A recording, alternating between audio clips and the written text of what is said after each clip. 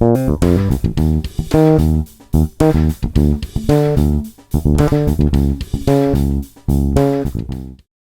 this lesson, I'm going to show you some quick fixes you can make to your technique to really improve your bass playing. This came from some queries from someone who's taking my course From Beginner to Bassist, which is a beginner bass guitar course, and he had issues with 2 grooves and a couple of technical things going on. And I'm going to show you this first one. This is an octave groove, and as we go, I'm going to talk about some things to do with this hand, how to hold the bass, how to improve everything. Here's the groove.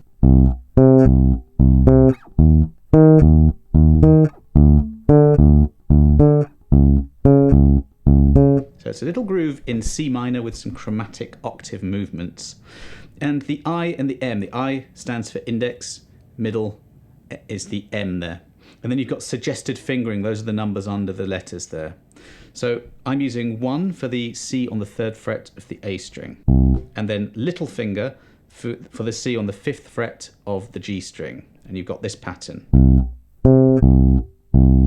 Now already, if I really stop to think about it, I'm actually doing quite a lot here. So let's go through it step by step. First of all, fretting hand. I've got the thumb behind the neck. That's mostly where you want the thumb to be when you're playing fingerstyle like this. I have to twist a little bit to get the first finger onto the low C and the little finger onto the high C. The thumb is directly behind that first finger. And I've got this diagonal movement going and keeping the wrist as straight as possible.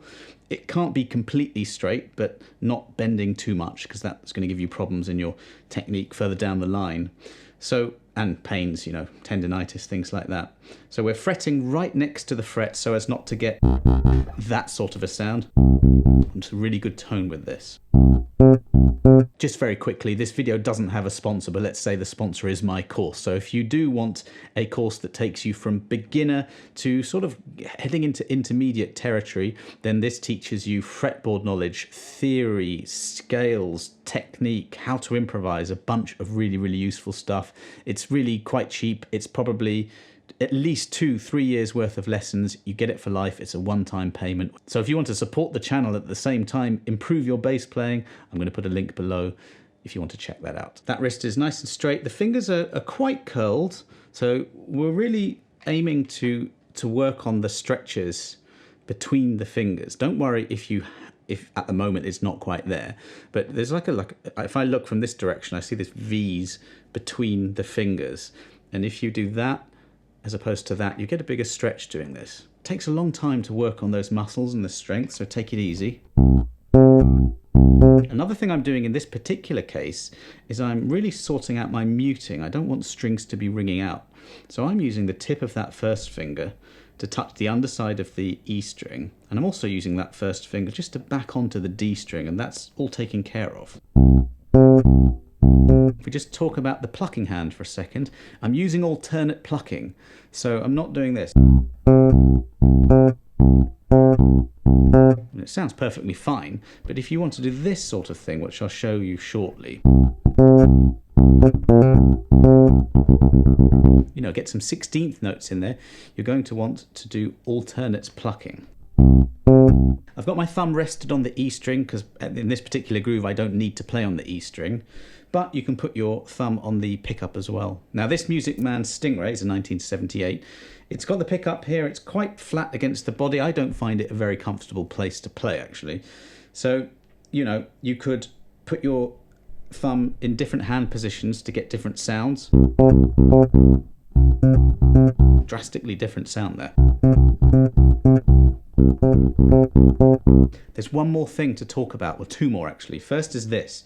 Try to not have your hand resting on the top of the bass like this, because, I don't know, it's just hard to get it moving as much as you need to. So that's one thing to be aware of. Either put your thumb on the pickup or on the string or floating. It's different ways of doing it. But the closer your hand is to here, I mean, I find that this part of my wrist, roughly about there, is the bit that is resting here. It's going to be different for everyone, but that's roughly what's happening. And you've got sort of a pivot movement that you can do around that thumb to just get freedom and be able to move sort of anywhere to get different tones. but also from the E to the G string quickly you can do that. The other incredibly important, very, very overlooked thing is actually how you hold the bass. There are really 3 different ways that you can play and practice bass. One is, as you see me doing right now, which is sitting down without a strap. The other way is sitting down with a strap, and the other way is standing. I've heard people say you must do this way, you must do this way. Do the way that you find comfortable and that you like. When I'm gigging, I tend to have the strap adjusted so that the bass is pretty much the way it is right now as I'm sitting down. Some basses have neck dive, they want to go this way. I have, just out of shot here, a fretless Lakeland bass that does that. It's got a very short lower horn here and it slips off all the time. I have to play that using a strap sitting down. So here's the thing. If I let go of the bass like this, it's not going anywhere. I see a lot of people grabbing the neck, thumb coming over the top, because if they don't, it falls away. But if you have the bass on your leg with the cutaway there, you've got the top horn here against your chest, and that bit I was telling you about, that wrist just touching here, the bass is not going to go anywhere. And that frees up this hand to be completely free, to have that thumb at the back of the neck and just fly all the way. You do not need to grab. If your bass is neck heavy or you feel like it's not quite steady, then use a strap, adjust it so it feels comfortable to you. The other thing I see is, if you imagine that my chair is parallel to the wall behind me, if you put your bass completely parallel to the wall or the chair, then it's not a very good position for you, okay? So what you really want, and someone that I think is an amazing player, and if you see him, he takes it to the extreme. That's Hadrian Farrow. He plays with the bass like this, like a classical guitar posture. So the neck is like this, and it's just really, really easy to just fly around. If you've got the bass like this and it's too parallel to the wall, you just sort of run into your body a bit. It's not quite there. So what you should do, or what you could do, try what works for you, is just push your bass out a bit so it's a bit more angled, and up a bit, and that way you've got a bit more of that classical guitar Hadrian Farrow type access to the neck. I find it also allows me to keep my thumb at the back, the wrist nice and straight there. Look, here it's not straight, here it's a bit straighter, and I find that's a really, really good position. This happens to be a well-balanced bass. I'm kind of lucky with that, but you find the point where it sits nicely, and you've got those 1, 2, 3 points to keep it steady. And then that's it, look. Like there, if we go back to the groove, the point at which I go from the C on the 3rd fret to the E flat on the 6th fret, that's a shift. That's a hand shift. You want it to, the gap between, to be imperceptible. Don't worry if you get a bit of string noise sliding across. That's normal, but I don't need this hand to steady the bass in any way when I'm sitting down or standing up playing. So that allows the shift to happen with no fuss at all.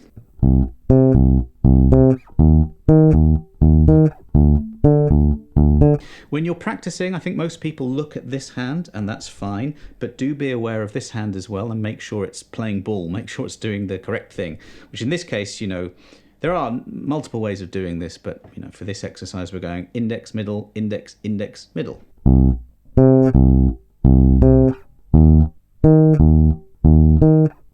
See, my wrist is there. I can access the A and the G strings very easily. First playing the shorter finger on the A, the longer finger is already there for the octave. That principle of having a finger hovering over the next note to either fret it or pluck it before it needs to be done is a big one. That leads to economy of motion and a nice, relaxed, easy way of playing. And then you can add in things like this.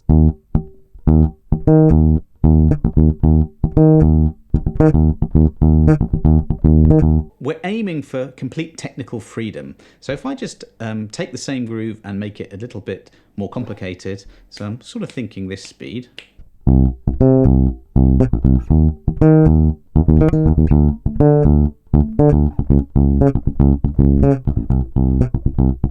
Now what's happening here is this hand is just maintaining the same shape. It's that first finger to little finger sort of thing going on. And I'm just shifting as I would before, but now I'm pressing and releasing. So So you get this point where if I'm on the C 3rd fret, I'm pressing down, not very hard. You don't want to press harder than you need to. You want a nice light touch with this. If I release the note, I get a ghost note. So it's this sort of timing thing going on. You really won't see much going on with this hand, but it's doing a lot. Pressing and releasing. Now this hand, if I want to get more going on, I just have to increase the speed. And I'm doing 16th notes where there are 4 in every beat, like chuk, chuk, like.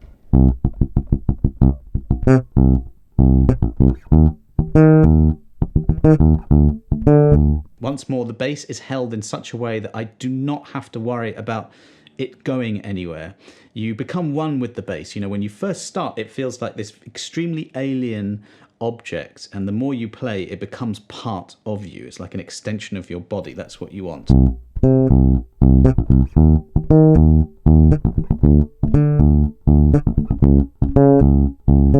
The technique is consistent. I've got the same shape, that press release thing going on, and just the fact that I'm using 2 different fingers to pluck alternately, I can get fast if I want to. One good way to get this together is to play along with a drum loop. So I've got one here. Let's have a listen.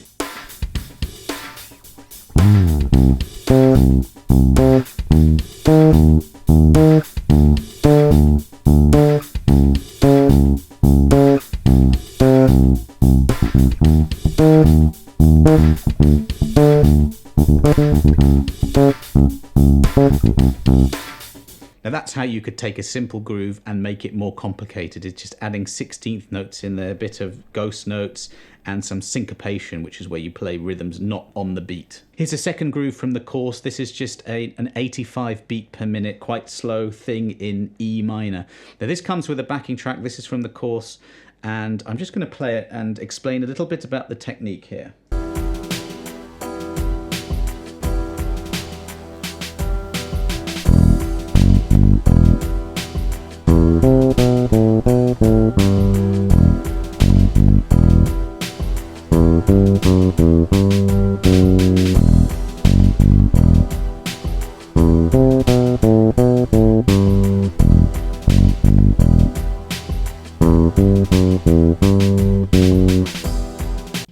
Now this one is a little bit more moving around to different strings and plucking on different strings as well. It's a little bit slower, but a couple of principles here. One is 1 finger per fret, where you get 4 of your fingers of your fretting hand and you give each one a job on a different fret. So this is, let's go through actually, before I show you the scale and the key and something else you can do with the backing track, I'll just show you the actual line. It goes like this. The dot under the note means staccato, play it nice and short. So already I've got first finger, second finger on the 2nd and 3rd frets, fingers really hovering above that part of the fret that I want to press down on. I've got that sort of V-shaped gap going on so that I can use 1 finger per fret. If I want to stop the note from ringing, like I do, I want that one to be short. I can either catch it with my other finger that I'm not plucking with, or I can just touch with probably more than 1 finger to avoid a harmonic. Now here,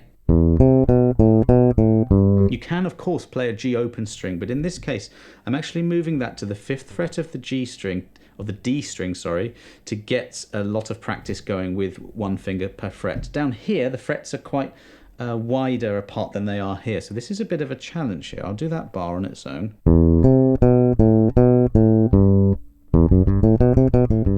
Comes from the notes of an E minor scale, more of that shortly, but here we go. I'm just starting with an index finger and I'm alternating all the way.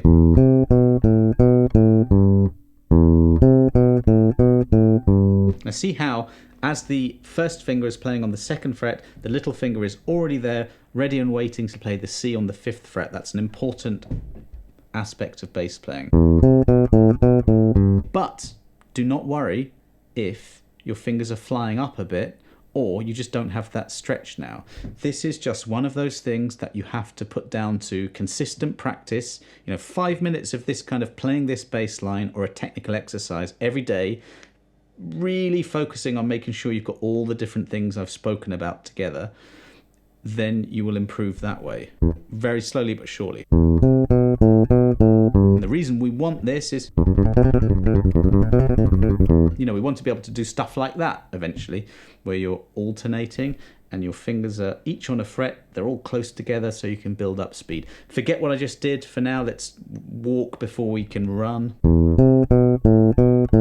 Third bar, same as the first. That's the rhythm. And really make sure you're in control of all the notes. You've got to stop that one. You can play that open, but I think it's a good thing to practice your one finger per fret. Now, if you play along to the backing track, you can also just practice a scale. 1 sharp, F sharp, means G major or E natural minor. Those are the related scales. You learn about that in the course as well. And I'm just going to play the backing track. I'm just going to play an E natural minor scale in different parts of the neck.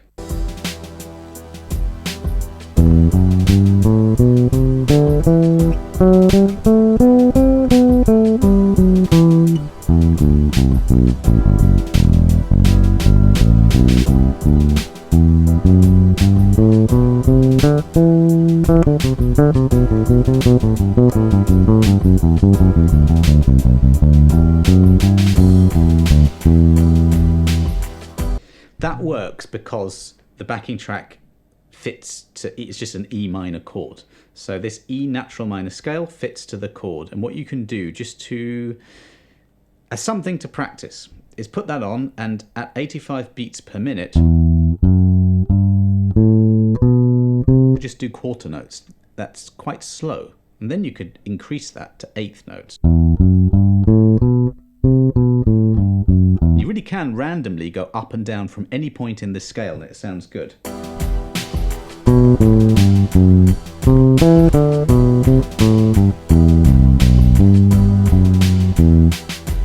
Any of those notes fit. And then when you get pretty serious with it, you can do 16th notes. Now at that point, you can't really do that comfortably without holding the bass properly, whatever is the way that works for you, strap or Adrian Farrow method or whatever works for you. You can't do it without alternate plucking and having your hand be free to move to different strings. If you watch here, kind of hovering here a bit, but then when I go here, I'm moving the thumb to the A string, so I'm closer now to the other ones and these are muted, right? There are different ways of doing things, but you'll find your own way. Get all of these things together and all of this will become easier. Playing will become easier. You'll be able to express yourself with ease and play ideas, play the bass without frustration and without slipping up. That's the aim of it. You don't want any of those frustrations in your playing. Another scale I go into big time in the course is a minor pentatonic scale. So E minor pentatonic works over this. Let's just hear what that sounds like as something to practice.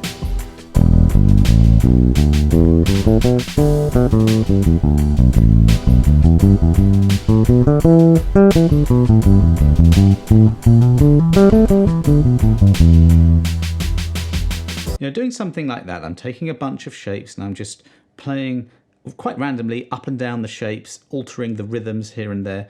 I can do that because I'm not thinking or worrying about my technique in any way, and that's due to everything I've told you up to this point in the lesson.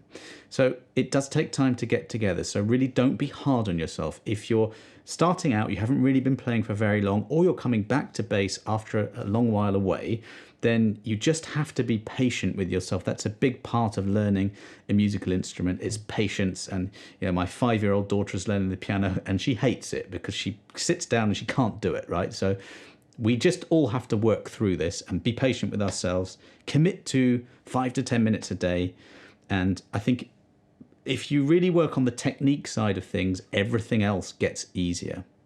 So I will put a link to that course below. It really is for complete beginners or beginners that are coming back or people that just want to get a bit more to the intermediate type of a level.